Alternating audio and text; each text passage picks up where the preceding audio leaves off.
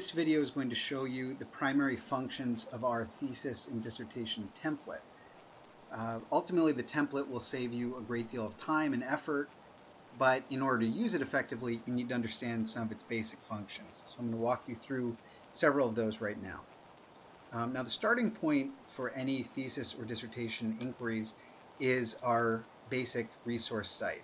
So if you go to the graduate school's website, you can then click Continuing Students, Thesis Dissertation Guidelines, and this page will come up. It gives all kinds of information, including deadlines for each upcoming semester, so on and so forth. But right now we're going to focus on this resource right here, the Thesis or Dissertation Template. It's a Word document that contains most of the formatting you need in order to format your document correctly. Now, it's always worth carefully reading and making reference to our handbook, which is our kind of general guide. But ultimately, the thesis template is designed specifically to meet the requirements of the handbook. So I won't dwell on that now, but again, you can refer to it for further information. Another thing I want to mention before we get started is that we have a template user's guide that's an electronic resource. You can go through it, navigate through the different pages, and it will cover many of the same points I'm making in this video. So if you need to read more about this, these details, you can go to these various subsections of our template user's guide. Okay, so let's say you download the template to your computer. I've pulled up a copy right here.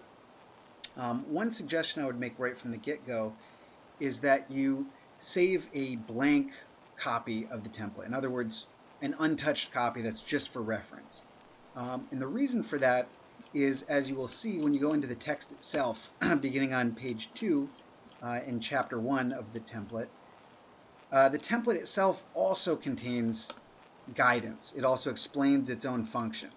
And so again, if you need to see examples, if you want to copy something or paste something, if you want to just read more about how to use the template, it's worth having a spare copy of the template on hand, because of course eventually you're going to replace all of this template text with your own text.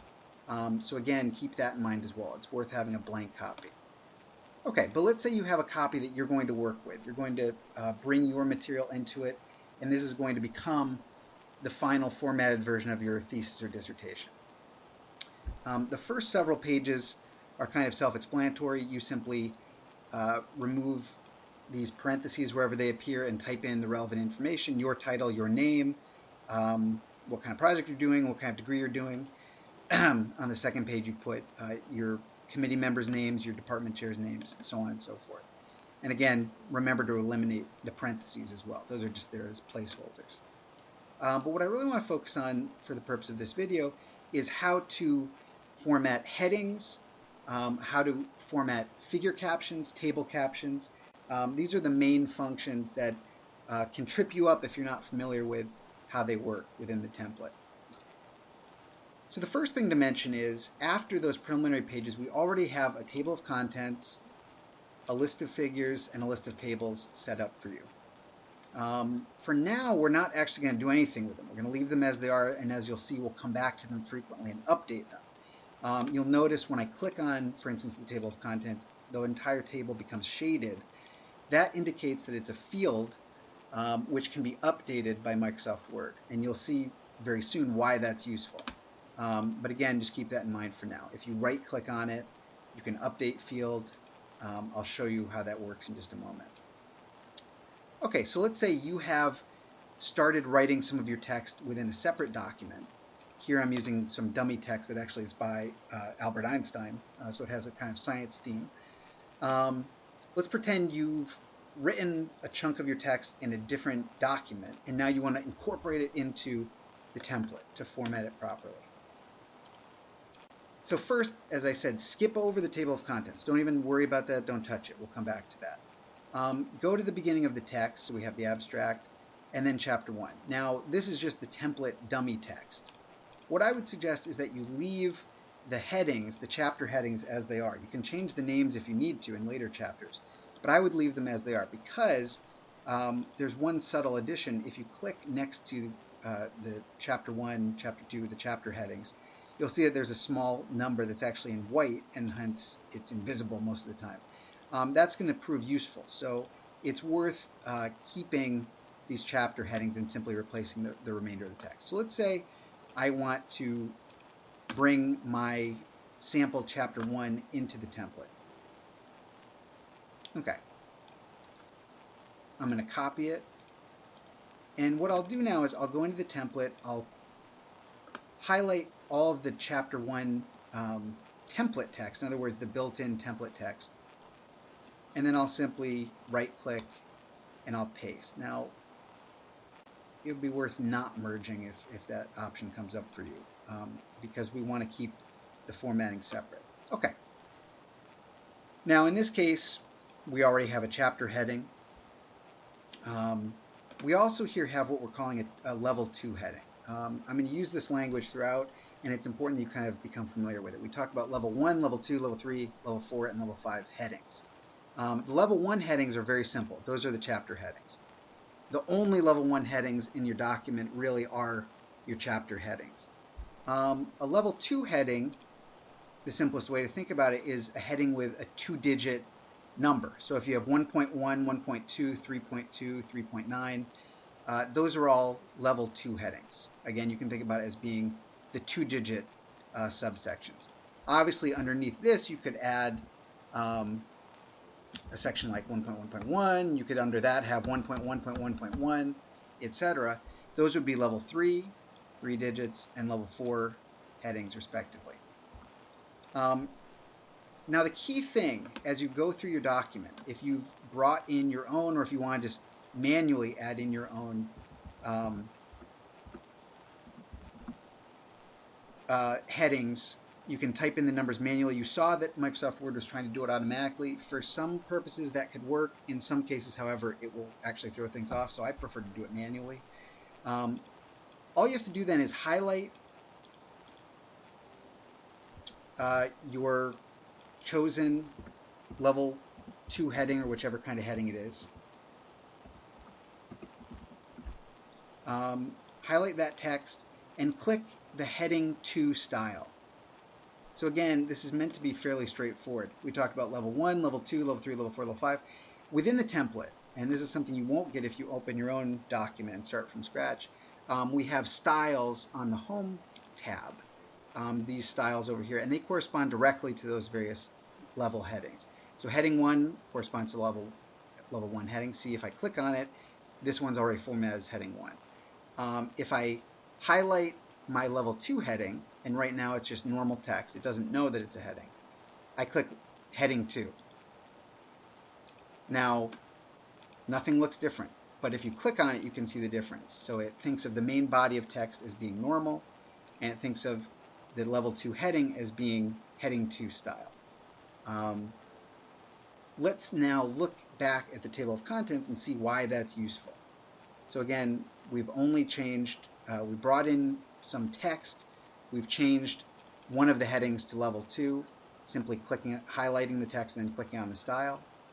Now if you go back to the table of contents and you, as I said, right click on it, you can click Update Field. If you update field, it will automatically update the fields to include all of the headings that you've indicated. So here, so far, all we've done is we've added this level 2 heading, purpose of research, and we've eliminated the other sample headings in chapter 1.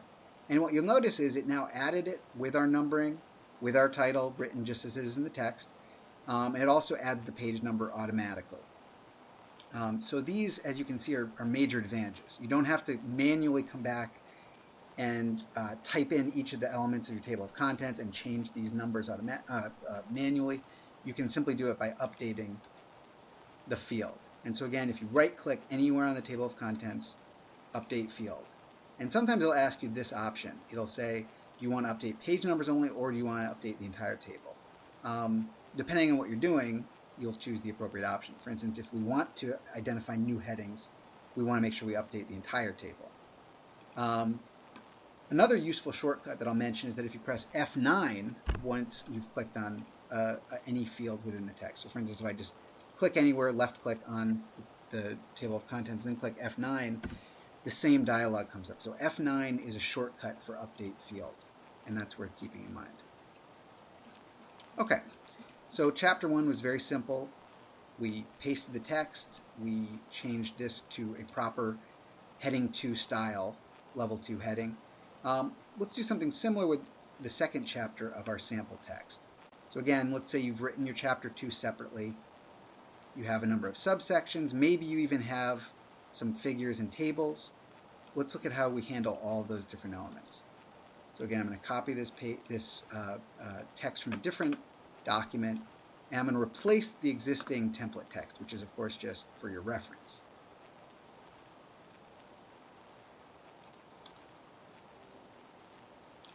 Okay. So again, I left the level 1 chapter heading because it's a little easier. That way you can manually type it in, and then like we did with the level 2 heading, you can simply highlight it and click heading 1. But I think it'll be a little bit easier for you if you simply leave those chapter headings in, since they're already prepared for you. Okay.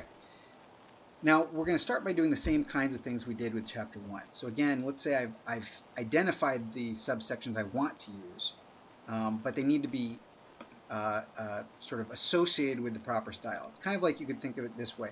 You could say Microsoft Word needs to know which text represents a heading in order to update the table's contents automatically. Right now, we as viewers can see that it's a level 2 heading, but Microsoft Word doesn't know that unless you tell it. So we're going to tell it by, again, highlighting that text, clicking on heading 2. No apparent change, but again, if you click on it, you can see that it's now identified with heading 2.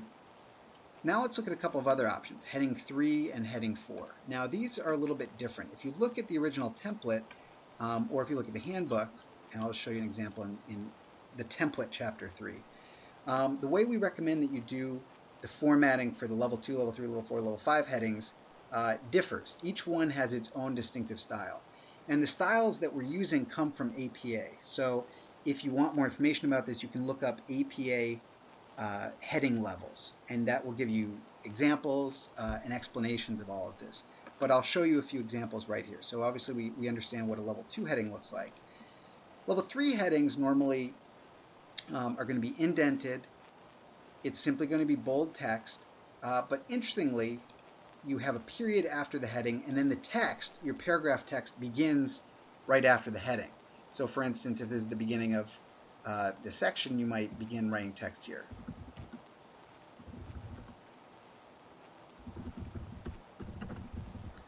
And it's like the font is too big, but that's easy enough to change. But again, the idea is that it actually flows within the paragraph. So the level 3, level 4, and level 5 headings all work this way. They all are the beginning, essentially, of the paragraph. You indent, you have the heading, and then you begin the paragraph text. Now, you'll see that the level 4 and level 5 headings have a distinctive style. So these ones are different. We have bold for heading level 3, we have bold and italics for level 4, and then we have italics not bold for level 5. And again, it's just a quick strategy to let the reader see which type of heading they're looking at. Okay, so let's go back to our text that we've inserted. So again, this is text that you took from your own separate document. You've inserted it here. Now you want to make sure you're associating your headings with the heading styles. So we did the heading 2 for 2.1. Now here we have a level 3 heading. And compared to what we just looked at, it's not formatted correctly as per APA level 3 heading style.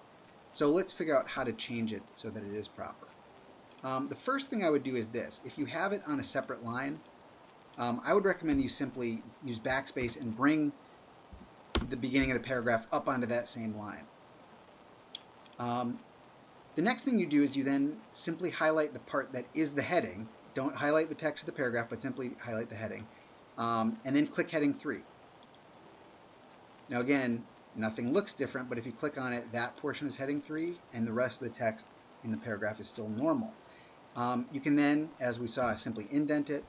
One other subtle point that's not handled automatically that you have to be watching out for is that we prefer, and it comes from APA again, that you use a different capitalization style for level 3, level 4, and level 5 headings. And the simplest way to think about it is that, again, the heading text is actually part of the paragraph. So similar to when you're writing any sentence within a paragraph, you're only going to capitalize the major words or proper nouns, and of course the first word in the heading. So here, for instance, truth would not need to be capitalized. We would simply leave that T lowercase. Again, just like you would within the body of your paragraphs. Of course, the exceptions are when you have a proper noun. So for instance, if you're naming a person or something like that where you need to use a proper noun within the subheading, of course you should use appropriate capitalization. But the point is, treat these level 3, level 4, and level 5 headings like they are sentence text. And in fact, we call it sentence style capitalization, as opposed to title style or title case capitalization, where you capitalize all major words, as you would do for the level 2 headings. So again, level 2 headings, title case capitalization, level 3, level 4, level 5, sentence case capitalization. And let's just do a couple more examples to see how this worked out. And I want to show you one thing that can throw you off, and that's why I did it the way I did it for the first one. So for instance, let's say here you say, okay, I have another level 3 heading. I'll highlight it. I'll click heading 3. Great. Now I'm simply going to backspace to bring the text on the same paragraph. Uh-oh. What happened? Now, as you can see, the entire paragraph turned bold. In fact, the entire paragraph turned to heading 3. So if you went back to the table of contents right now and you updated the field, this entire section, the entire paragraph, would appear as a heading 3, which is obviously not what you want. That's unnecessary. It's inappropriate. It doesn't fit. That's not what you want.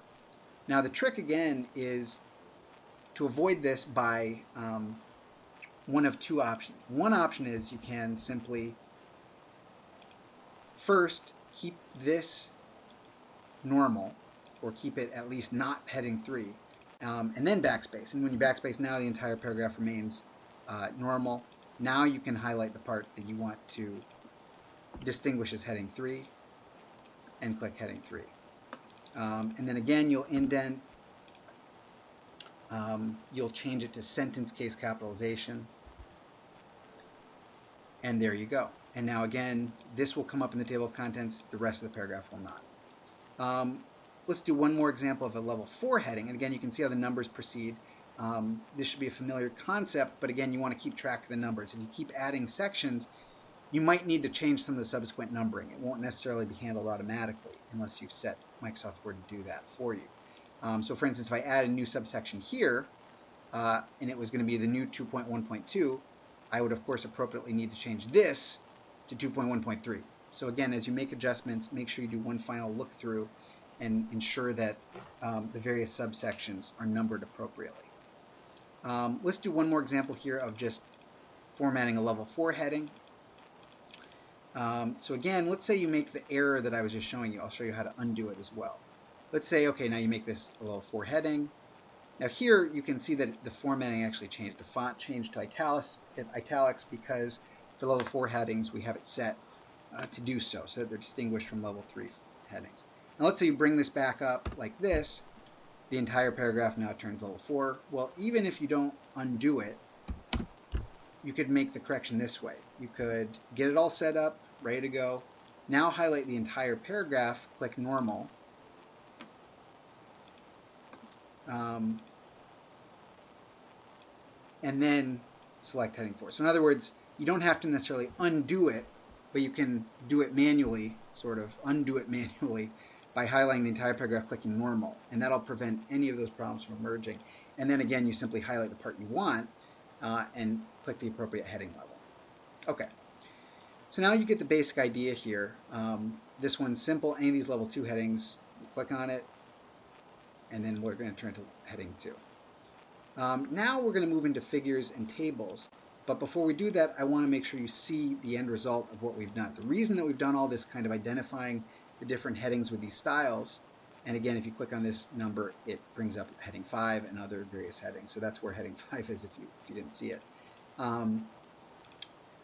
Now we go back to the table of contents. Again, you can just click on it anywhere. You can right-click, click Update Field, or you can click on it and push F9, which is the shortcut for update field.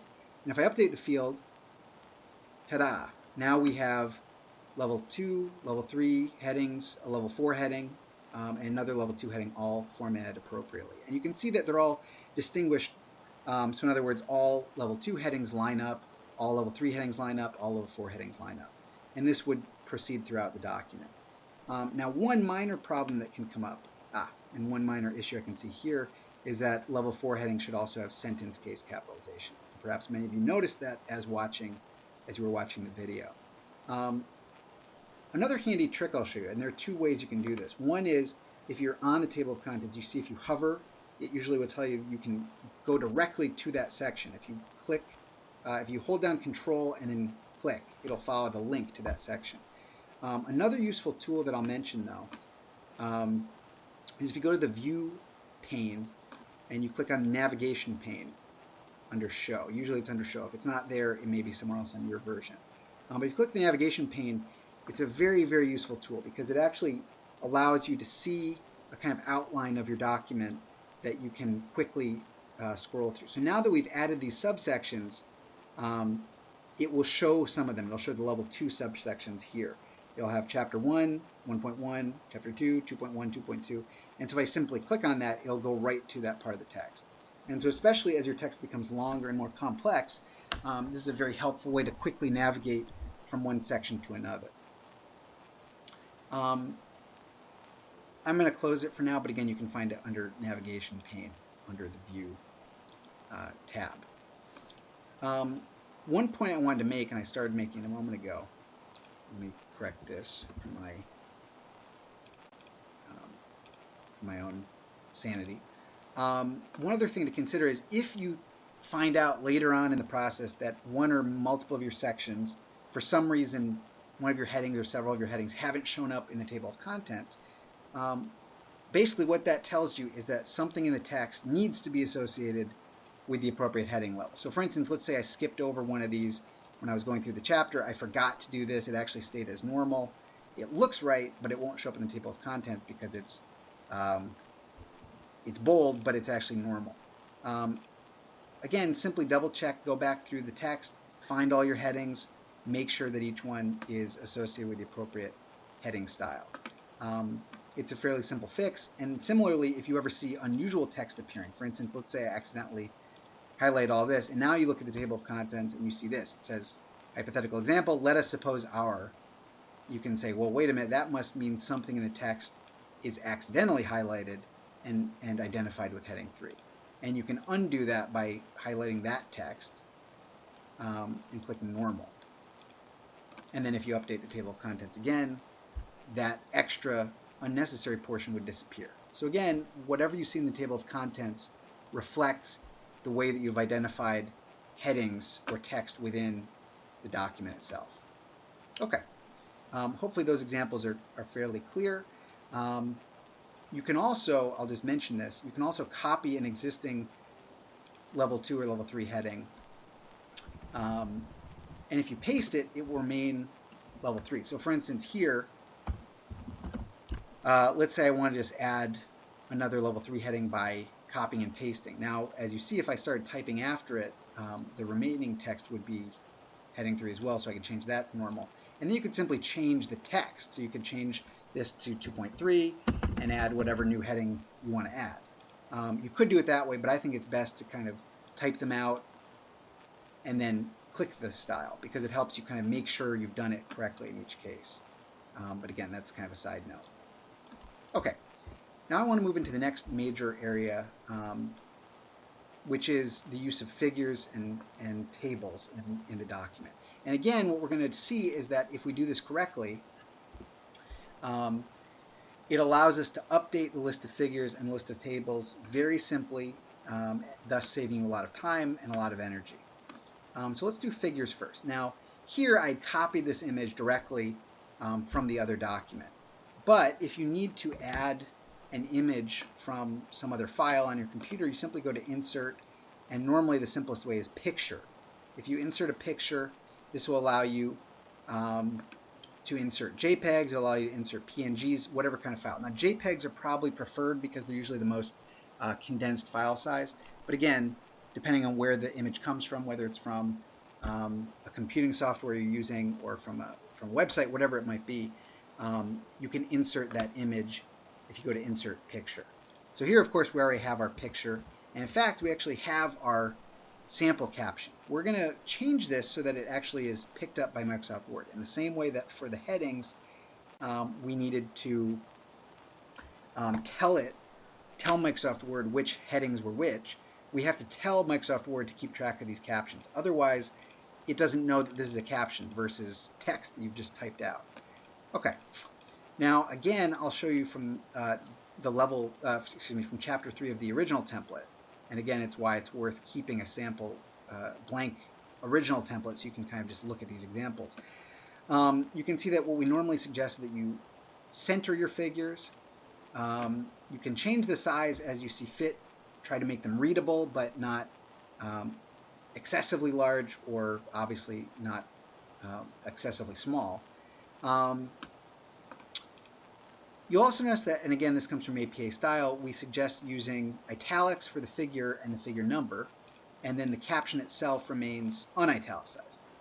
And I'll mention, as you see right here, for tables, it's actually kind of inverted and it has a different appearance as well. It's split onto two lines, but the opposite applies here. So here, table number is not italicized, and the caption itself is italicized.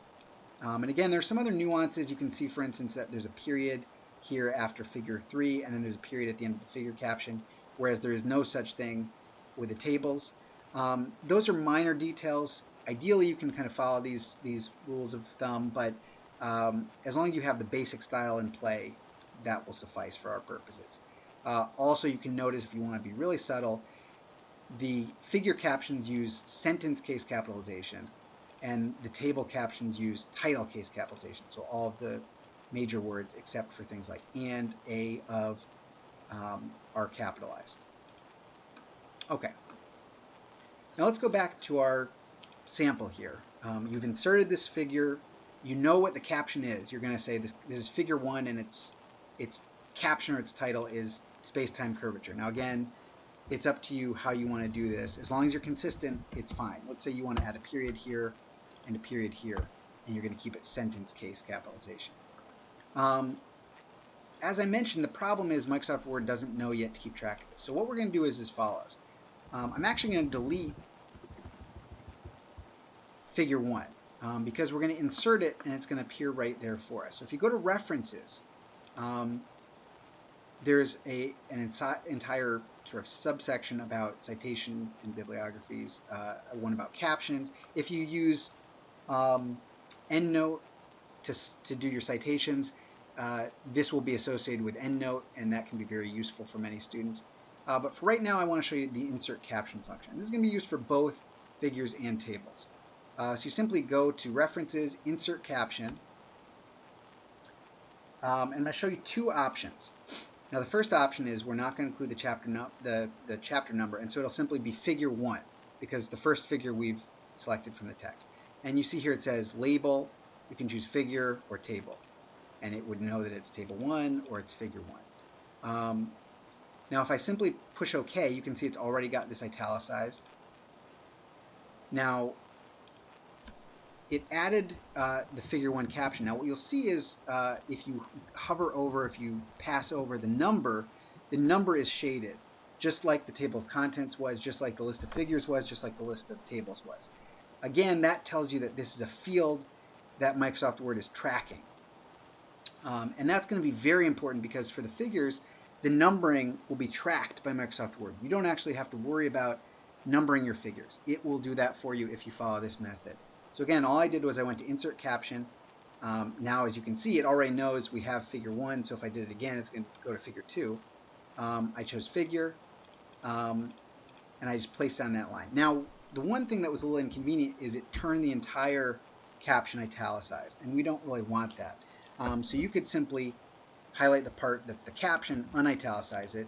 You could add the period here after the figure number, and there you have it. Now, for instance, let me do a different one. Let's say you had another caption. It was called alternate space-time curvature. Now, I'm not actually going to bring in another image, but just to show you. Now, it might be a little simpler, and this is just a kind of small habit to get used to, but if you had your caption ready, you've already typed it out, I would put the figure caption when you first insert it on the first line. So I go insert figure caption, figure 2, okay. And now if I don't know if this will work, let me test it. I'm mistaken. In fact, it would still turn the entire thing italic. So all you'd have to do then is, again, highlight the relevant portion, unitalicize it. So these are minor details, but you can, quickly figure out how best to execute these functions. Now the other thing that I wanted to mention, and you might have noticed this, and I'll go back to it. If you insert caption, you can either do sequential caption numbering. So in other words, you'd have the entire document consist of a continuous list of figures. So it'd be figure 1, 2, 3, 4, 5, 6 throughout every chapter. Chapter 5 might have figures 10 through 15. Chapter 6 might have figures 16 through 21. That would be sequential numbering throughout the entire document. The other option is to have the numbering set by chapter. So in other words, and this is very common for many fields, you'd like to have chapter, if the figure appears in chapter 1, it's going to be labeled 1.1, 1.2, 1.3.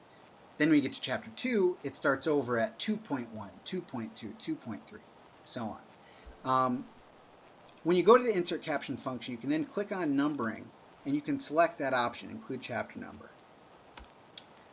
Now, one of the reasons I've been kind of particular about the chapter headings, the level 1 chapter headings, for instance, chapter 1 introduction, and that I suggest you leave them as they are, is that they are currently set up properly to achieve this, to allow you to do the numbering based on chapters. If you did something radically different, if you made a big change to your document, or even if you're using an older version of the template, which doesn't include this function, this will not work. If you try to do this, it might not look right. It might show up as 0.1 instead of the appropriate chapter number.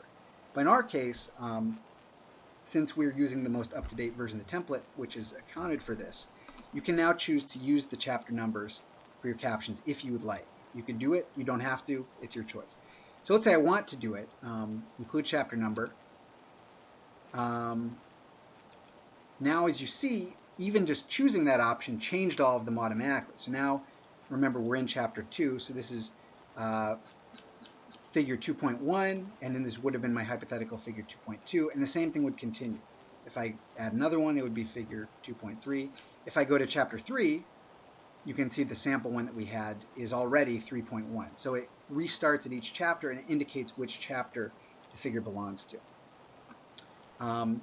Now, as with the table of contents, if you go to the list of figures, it's a separate field. It's not the same as the table of contents. You have to click on it separately. And you can either right-click or you can do F9 for the shortcut. But you can right-click and do Update Field. And again, it will update automatically. It'll take what we already have put in there, enter them automatically. So now we have figure 2.1, we have its caption. Figure 2.2, we have its caption. And of course, these other ones were sample ones that were from the original template. And again, similar to what we did before, you can hold Control and then click, and it'll go directly to that part of the text. Now let's quickly do one example of a table, and it follows much the same principle, but just to show you how you can make it look the way we want it to look, namely with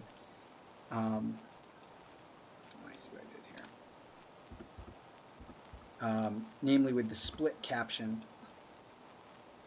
table number, and then the caption italics in the line below. Okay, so here we have a sample table. Now you could copy and paste a table from the template if you want to use that as a model.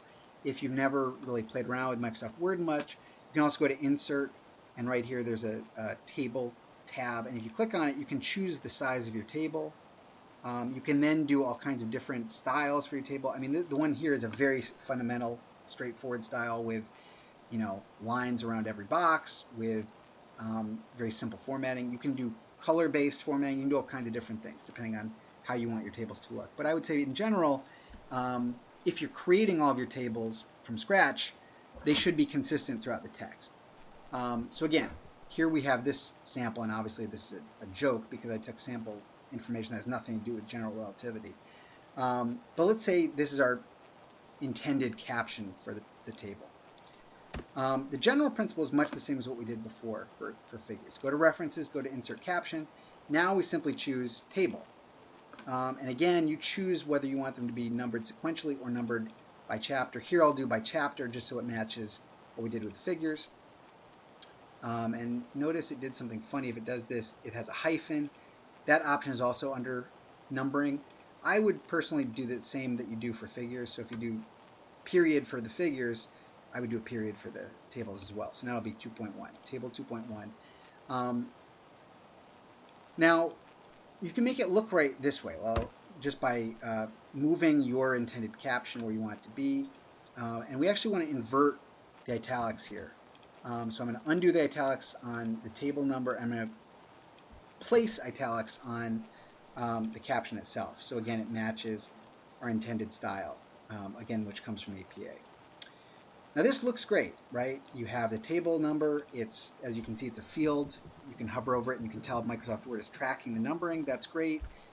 The problem is, if you do it just like I did it now, Microsoft Word will not pick up the caption. It will not realize that the caption is part of table number 2.1. So if you go back to the list of tables and you update, here's what you'd see. It'll say 2.1. It knows that there's a table there, but it doesn't know the caption that's associated with it. If you find that to be the case, and it probably has to do with the fact that you split it onto a second line, the trick is this. You can bring it up to the same line. If I updated the list of tables now, it would appear. So the fact that it's on the same line helps identify that it's part of that caption. Now to put it on the second line without eliminating it from the list of tables, what you do is a very simple trick. You can do Shift, you hold down the Shift key, and then press Enter. So it's basically a, it's the same as Enter. In other words, it puts it to the next line, but it allows it to consider it as being closely related or kind of part of an extension of the previous line of text. So again, all I did was I brought my caption onto the same line as the table number that we inserted, and then I simply held down Shift and press Enter. And now it's split it. Everything looks beautiful. It looks the same. I'll just make this italics. But now if you go to the list of tables and you update it, it will in fact include the table caption. Here you'd have to do update entire table so that it actually captures that addition. And there you have it. Now you can see there's one funny thing with the spacing, which is different. Again, make sure you're consistent, but you can do it any which way. So for instance here, you could actually bring it right back against the number and then do this, and there wouldn't be quite as much of a space. Or you could have one space and then Shift Enter. Doesn't matter, but as long as it's consistent throughout the text, it will look consistent in your list of tables with each of your tables. Those are probably the main functions that I want you to kind of be aware of. How to do heading formatting and how to do figure and table formatting. One other subtle point that I'll make about tables, and I'll show you the example. There's an example within the template text. If you have a case where, let's say, your table is split across two pages or more pages if it's a very long table. Now, if this were a figure, I would say, please adjust it so that that doesn't happen. In other words, the figure should always appear on the same page as its caption. There should be no split in a figure. That really doesn't apply. In some cases, though, it might be necessary to split a table. Oftentimes, it's still true that you could simply rearrange the text. For instance, if I had text up here, maybe I could put the table up there and then put that text later, and maybe that would overcome the problem. But let's say you get to the final version, you still have a split, and you feel like that's the most logical way to achieve that, to make things look right. It is possible to have a split table, and if you do it, you'd want it to look like this. This is the sample from Chapter 3 of the template. So we have table 3.1, and let's see, there's a problem. Let me fix it. Yeah, let's say it looks like this.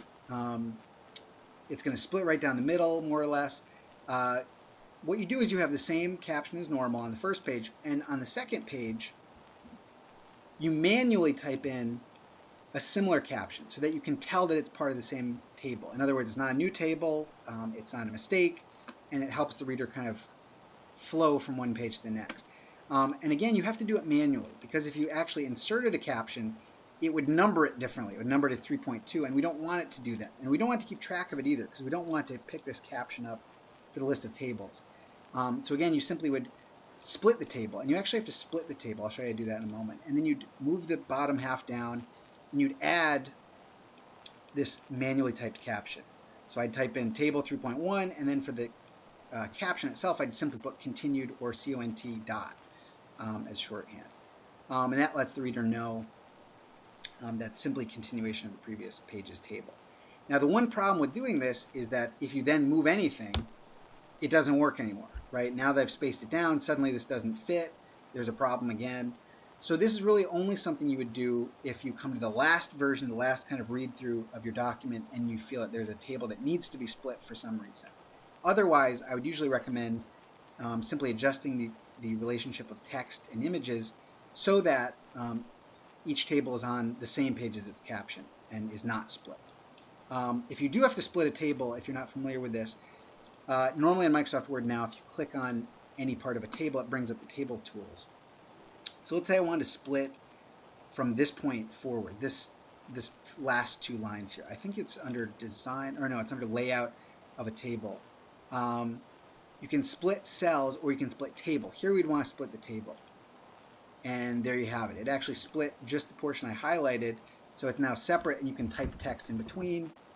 Oops.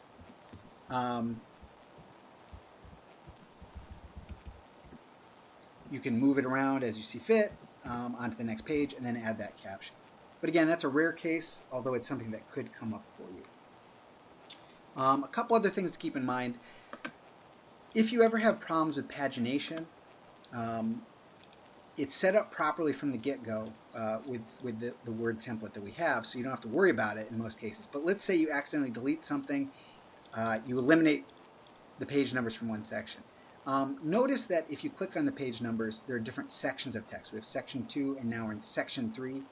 I won't dwell on this right now because it's not relevant for a lot of students, but I'll just say, usually if something disappears and it's gone for a huge chunk of the document, it means that at least one section, either the page numbers were deleted altogether, or something connected to the page numbers was deleted, something along those lines. So if you have that kind of problem, it usually has to do with section breaks and section numbers. If you get confused about that, you can always, of course, ask me, as you can for any of these issues. One other issue I'll mention, it comes up for some students. You may want to have an appendix, and there are two sample appendices in the template. So we have Appendix A and Appendix B. Appendix A is just a plain old sample. Appendix B is an example of a large table that needs to be landscape, and so you maybe put it in the appendix because it wasn't going to be convenient to put it in the text. Now, the first thing I'll mention is, if you need to do this, it's worth using this page in the template as a model. You can even copy this. Now you'll notice the trickiest part about this is actually the page number. The page number is rotated so that if you printed out this text, the page numbers would line up. So let me make that clear. So for instance, here you have page 12. If this was rotated 90 degrees counterclockwise, and then it was put on top of or beneath that previous page, the page numbers would then line up. And that's ideal if, for instance, you were printing this as a book, or if you're getting a bound copy. In other words, the page numbers would be continuous. The figure itself, or the image itself, or the table itself would be the thing that would be turned sideways for spacing purposes. The way that we did this was simply to create a text box. You can create a text box. You can then type in a number, and then you can rotate the text. I believe the setting is either under rotate or it's under text direction. I can't remember which one we used. Some combination of those. I think we actually rotated the box itself. Now, in normal cases, you can actually copy our sample number, which is 15, and you can paste it into your own document. So even if it's not page 15 for you, and it probably wouldn't be, you can then paste it, and usually it appears on the same portion of the page, and then you type in the number yourself.